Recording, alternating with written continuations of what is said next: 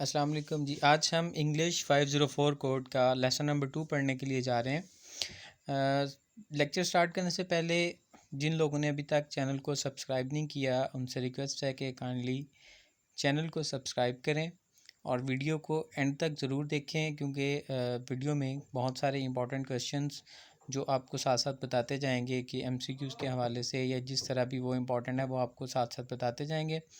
उनको भी आप अपने पास नोट कीजिएगा और वीडियो देखने के बाद अपनी कीमती राय से हमें ज़रूर आगाह कीजिएगा, कमेंट ज़रूर कीजिएगा, ताकि हमें मज़ीद आपके लिए बेहतरीन वीडियो बनाने के लिए आपकी राय से आगाही मिल सके। तो चलें शुरू करते हैं।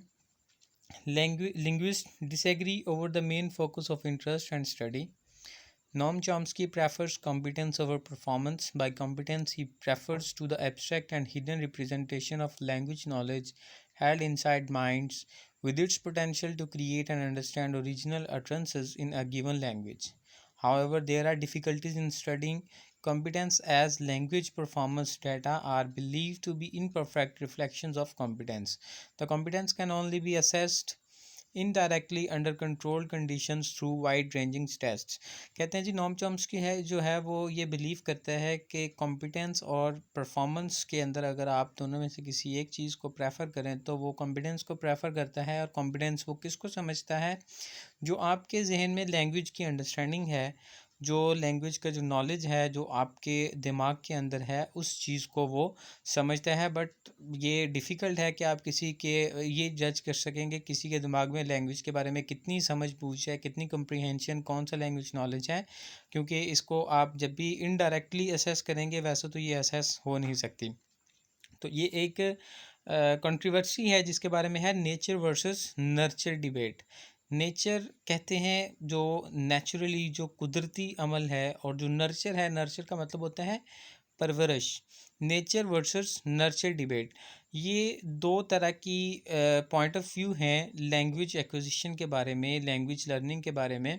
नेचर वर्सेस नर्चर, जो नेचर के हामी हैं उन लोगों का ये मानना है कि ये नेचुरल प्रोसेस है, बाय गॉड, मतलब अल्लाह ताला की तरफ से, बाय बर्थ आपके अंदर लैंग्वेज के लिए अल्लाह ताला ने एक मेकनिज़म बना दिया है कि इंसान उसी हिसाब से बोलता है, जो कि नॉम चॉम्स्की जिसको सपोर्ट करता है यूनिवर्सल ग्रामर के आइडिया के साथ, कि हर इंसान के अंदर एक मेकनिज़म नेचुरल, एक यूनिवर्सल, एक प्रोसेस बन चुका है कि वो लैंग्वेज को इसी तरह से, वो इनेट कैपेबिलिटी है लैंग्वेज लर्निंग की। और जो नर्चर वाले हैं वो ये कहते हैं कि इंसान जिस माशरे में रहता है वो वहाँ से सीखता है लैंग्वेज। वहाँ के जो एडल्ट हैं वो बच्चों को फोर्स करते हैं या उनको, मतलब उनसे एक्शन करवाते हैं या उनके सामने करते हैं, तो वो उस माशरे में रह के वो परवरिश पाता है। तो उस परवरिश का हिस्सा है लैंग्वेज। तो ये दो डिबेट चलती हैं, नेचर वर्सेस नर्चर। अब ये कौन कौन से हैं? The best known controversy involves B.F. Skinner and Noam Chomsky. Skinner advocates behaviourist mechanism, whereas Chomsky emphasized the role of innate dispositions that expect natural language to be organized in particular ways and support the role of universal grammar. B.F. Skinner जो है वो behaviourist school of thought को support करता है। मतलब वो ये कहता है कि ये इंसान का बिहेवियर है, उसकी परवरिश है कि वो किस तरह से लैंग्वेज को डेवलप करता है। और जो चॉम्स्की है वो ये कहता है कि ये यूनिवर्सल ग्रामर का रोल आता है। ये यूनिवर्सल ग्रामर है जो इनेट कैपेबिलिटी है, मतलब एक पैदाइशी इंसान के अंदर ये एक क्वालिटी है लैंग्वेज को लर्न करने के मामले में। Further there are different views on seeing mind as modular और unitary. In Pike's view, language is simply one manifestation of general skill of symbolic representation, and first language acquisition does not require any special mechanism. Chomsky considers language as too complex to be learned from environmental exposure and too distinctive in its structures to be learnable by general cognitive means. Universal grammar is thus endowed with its own distinctive mechanism for learning. अब ये कहा जा रहा है कि जनाब जो Chomsky है ना वो ये कहता है कि जो लैंग्वेज है वो आप क्या सीखते हैं, considers language as too complex to be learn from environmental exposure. Chomsky इस चीज़ को कंसिडर करता है कि आप जो लैंग्वेज है वो अपने इन्वायरमेंट से, अगर आप ये कहते हैं ना कि वो सारी इन्वायरमेंट से सीखता है, तो ये मतलब एक कॉम्प्लेक्स प्रोसेस है।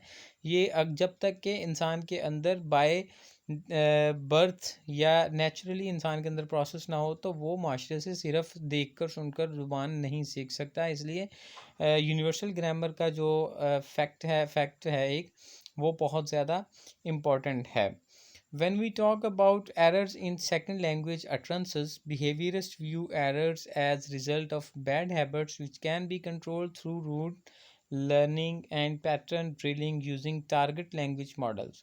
Recent studies contradict this view by claiming that errors and mistakes are patterned, although some of them are caused by first language influence, yet this is not true for all of them. Learner's language system is unstable and characterized by high degree of variability, which is a central feature of learner inter language.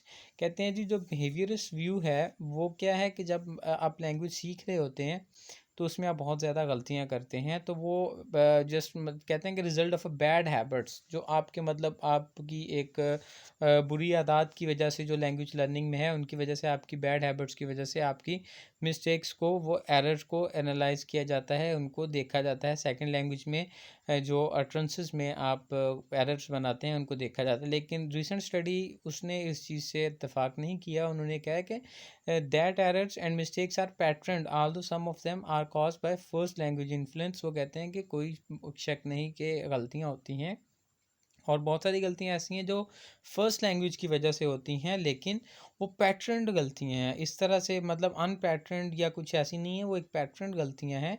तो mistakes errors सब कुछ है, this is not true for all of them. और ये सारे एक ही तरह की मिस्टेक्स या एरर्स भी नहीं करते। Learners language system is unstable and characterised by high degree of variability. और जो लर्नर की जो लैंग्वेज सिस्टम है ये बहुत ज़्यादा अनस्टेबल है, स्टेबल नहीं है। बहुत ज़्यादा इसमें वेरिएशंस हैं, कोई किस लेवल पे कौन सी गलती करता है, कोई कौन सी गलती करता है, तो इसमें बहुत ज़्यादा हमारे पास आती हैं। तो ये हमारे पास लेसन नंबर 2 था इंग्लिश 502 कोड 504 कोड का। तो उम्मीद है आपको अच्छा लगा होगा। प्लीज़ वीडियो को लाइक ज़रूर कीजिएगा और चैनल को सब्सक्राइब ज़रूर कीजिएगा। बहुत शुक्रिया।